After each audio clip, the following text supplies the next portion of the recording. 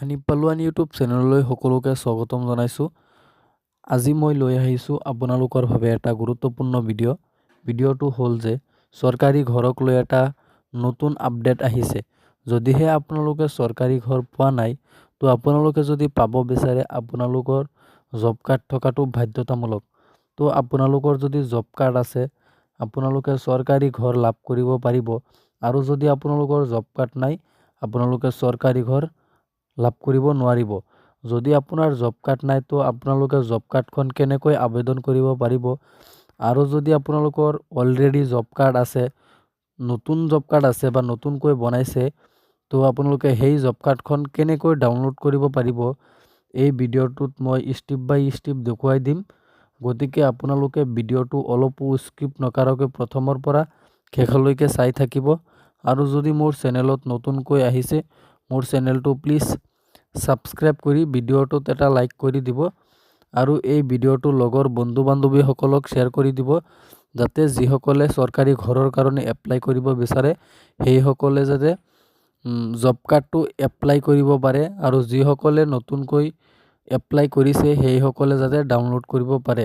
তো যিসকলৰ job card আছে সেইসকলে কেনেকৈ নতুন জব কাৰ্ডখন ডাউনলোড কৰিব পাৰিব প্ৰথমতে আপোনালোকক সেইটো জনাই দিম, আৰু ইয়াৰ পিছত আপোনালোকে কেনেকৈ জব কাৰ্ডখন অনলাইন আবেদন কৰিব পাৰিব ভিডিঅ'ৰ শেষত জনাই দি আছোঁ। আপোনালোকে ধৈৰ্য সহকাৰে চাই থাকিব। বলক আমি ভিডিঅ'টো আৰম্ভ কৰোঁ।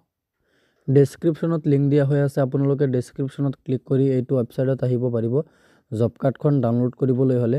গতিকে আপোনালোকৰ প্ৰথমতে আপোনালোকৰ ষ্টেটটো চিলেক্ট কৰিব লাগিব। আপোনাৰ ষ্টেট কোনটো হয় আপোনালোকে চিলেক্ট কৰিব। মই আসামটো চিলেক্ট কৰি লৈছোঁ। চিলেক্ট কৰাৰ পাছত আপোনালোকৰ সন্মুখত এনেকুৱাকৈ ইণ্টাৰফেচটো আহিব।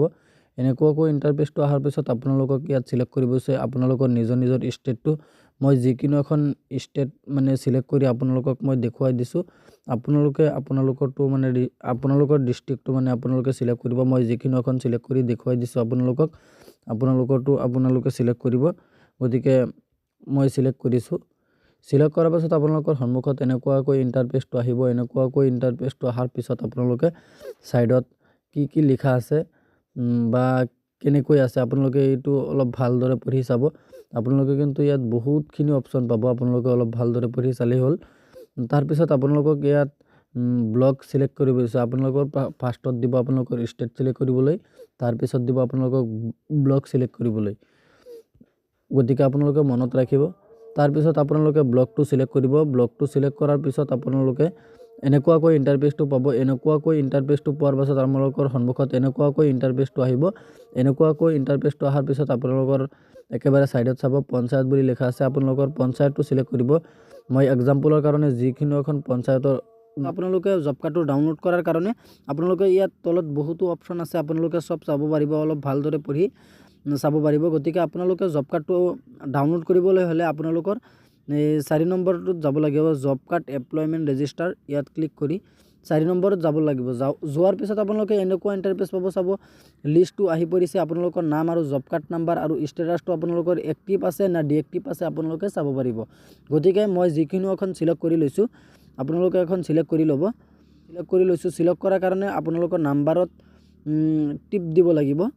মই যিকোনো এখন চিলেক্ট কৰি লৈছোঁ। আপোনালোকৰটো চিলেক্ট কৰি ল'ব। গতিকে মোৰ মানে জব কাৰ্ডটো অ'পেন হৈ গৈছে। জব কাৰ্ডটো কেনেকুৱা আপোনালোকে দেখিছে চাগে, মোৰ জব কাৰ্ডটো অ'পেন হৈ গৈছে জব কাৰ্ডটো। গতিকে এনেকৈ আপোনালোকে ডাউনলোড কৰিব পাৰিব। এতিয়া বলক আমি জব কাৰ্ডটো কেনেকৈ এপ্লাই কৰিব পাৰিম সেই বিষয়ে ভিডিঅ'ত কৈ দিছোঁ। আপোনালোকে ভিডিঅ'টো শেষলৈকে চাই থাকিব, ভিডিঅ'টো স্কিপ নকৰিব। গতিকে এতিয়া বলক আমি জব কাৰ্ডটো এপ্লাই কৰোঁ। যিসকলে চৰকাৰী ঘৰ পাব বিচাৰিছে সেইসকলৰ জব কাৰ্ড থকাটো বাধ্যতামূলক। গতিকে আপোনালোকে জব কাৰ্ডটো কেনেকৈ এপ্লাই কৰিব পাৰিব, জব কাৰ্ডৰ আবেদন কেনেকৈ কৰিব পাৰিব, মই এতিয়া ফুল প্ৰচেছ ভিডিঅ'টো ষ্টেপ বাই ষ্টেপ দেখুৱাই দিম। আপোনালোকে ভিডিঅ'টো স্কিপ নকৰিব। ওপৰত 3 লাইন আছে, 3 লাইনত এটা ক্লিক কৰিব। ক্লিক কৰাৰ পাছত ইয়াত দুটা অপশ্যন পাব। দুটা অপশ্যনৰ পৰা আপোনালোকে ৰেজিষ্ট্ৰেশ্যন, যদি আপোনালোকে ফাৰ্ষ্টত আহে তেনেহ'লে ৰেজিষ্ট্ৰেশ্যন কৰিব, আৰু যদি আপোনালোকৰ আগৰ পৰা এইটোত একাউণ্ট আছিল তেনেহ'লে আপোনালোকে লগ ইন কৰিব। গতিকে আপোনালোকে ৰেজিষ্ট্ৰেশ্যন কৰিব লাগিব। ৰেজিষ্ট্ৰেশ্যনত এটা ক্লিক কৰিব। ক্লিক কৰাৰ পাছত পেজটো অলপ লোডিং ল'ব। পেজটো লোডিং হোৱাৰ পাছত আপোনালোকৰ সন্মুখত এনেকুৱা এটা ইণ্টাৰফেচ হ'ব। এনেকুৱা ইণ্টাৰফেচ পোৱাৰ পাছত আপোনালোকৰ প্ৰথমতে ৰেজিষ্ট্ৰেশ্যন বুলি লিখা আছে ছাৰ্ভিচ প্লাছত, ওপৰত ছাৰ্ভিচ প্লাছ বুলি লিখা আছে, তলত ৰেজিষ্ট্ৰেশ্যন। আপোনালোকৰ ইয়াত আপোনালোকৰ নামটো দিব লাগিব। তাৰ ছেকেণ্ডত আছে আপোনাৰ ইমেইল আইডিটো, ইয়াত 3 নম্বৰত আছে আপোনাৰ মোবাইল নাম্বাৰটো, আৰু ইয়াত আপোনালোকৰ এটা ষ্ট্ৰং পাছপোৰ্ট দিব লাগিব, এনেকুৱা এটা পাছপোৰ্ট দিব লাগিব। তাৰপিছত আপোনালোকৰ ষ্টেটটো ইয়াত চিলেক্ট কৰিব লাগিব।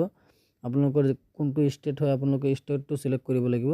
চিলেক্ট কৰাৰ পাছত আপোনালোকৰ ইয়াত এটা কেপচা কোডটো বহুৱাই দিব লাগিব। এই কেপচা কোডটো আপোনালোকে বহুৱাই দিব। ইয়াত বহুৱাৰ পিছত আপোনালোকে ছাবমিট বুলি লিখা আছে তলত, আপোনালোকে ছাবমিটত এটা ক্লিক কৰিব। তাৰপিছত আপোনালোকৰ ইমেইল আৰু মোবাইল নাম্বাৰটো দিয়াৰ পাছত মোবাইল নাম্বাৰত এটা OTP যাব আৰু ইমেইলত এটা OTP যাব। আপোনালোকে OTPটো বহুৱাই ভেলিডেট বুলি ক্লিক কৰিব। ক্লিক কৰাৰ পাছত আপোনালোকৰ OTPটো ভালদৰে বহুৱাৰ পিছত আপোনালোকে চাব আপোনাৰ ৰেজিষ্ট্ৰেশ্যনটো মানে আপোনালোকৰ ছাকচেছফুল হৈছে। You have successful registration on ৱেবছাইটৰ নামটো লিখা আছে। Please log in to the application using your email ID and passport. মানে আপোনাৰ ইমেইল আইডিত আপোনাৰ আইডি আৰু পাছপোৰ্টটো আপোনাৰ মানে দিছে, আপোনালোকে এই আইডি আৰু পাছপোৰ্ট দি লগ ইন কৰিব লাগিব। গতিকে আপোনালোকে লগ ইন কৰাৰ কাৰণে আপোনালোকৰ বাওঁফালে চাব 3 লাইন আছে, 3 লাইনত এটা ক্লিক কৰিব। ক্লিক কৰাৰ পাছত ওপৰত দিয়া আছে ডাউনলোড দি এপ, আপোনালোকে এপটো ডাউনলোড কৰিব পাৰিব।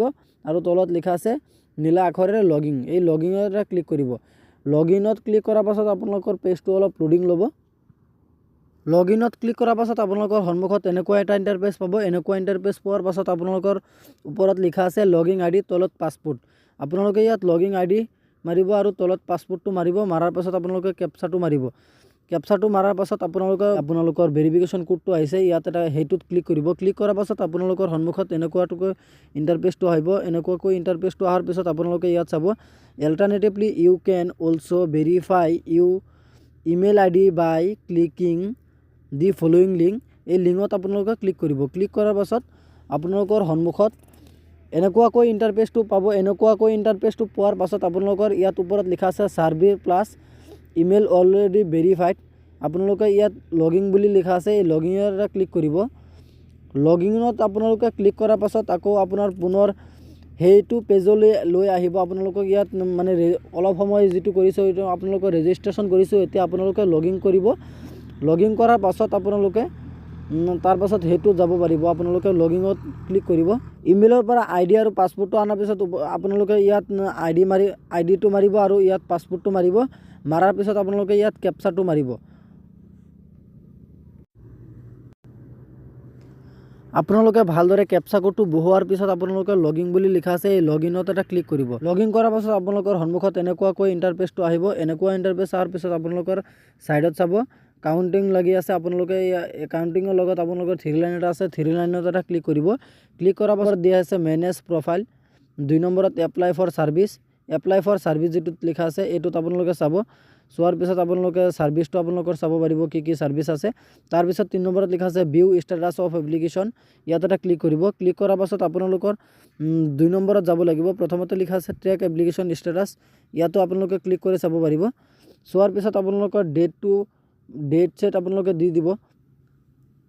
তাৰপিছত আপোনালোকে 2 নম্বৰত যাব ভিউ ইনকমপ্লিট এপ্লিকেশ্যন, ইয়াত এটা ক্লিক কৰিব। ক্লিক কৰাৰ পাছত এনেকুৱাকৈ ইণ্টাৰফেচটো পাব। এনেকুৱাকৈ ইণ্টাৰফেচটো পোৱাৰ পাছত আপোনালোকে চাব আপোনালোকে ইয়াত কেইটা পেজ আছে, 10টা পেজ আছে। ওপৰত লিখা আছে চাৰ্চটো কৰিব। আপোনালোকৰ হেৰিটো চাৰ্চ কৰিব, ষ্টেটটো মানে চাৰ্চ কৰিব।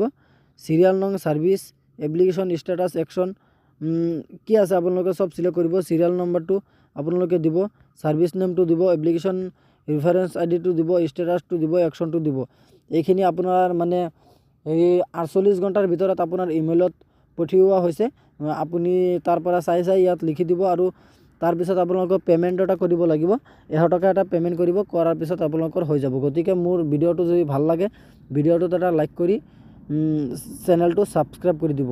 ধন্যবাদ থাকিল সকলোলৈ।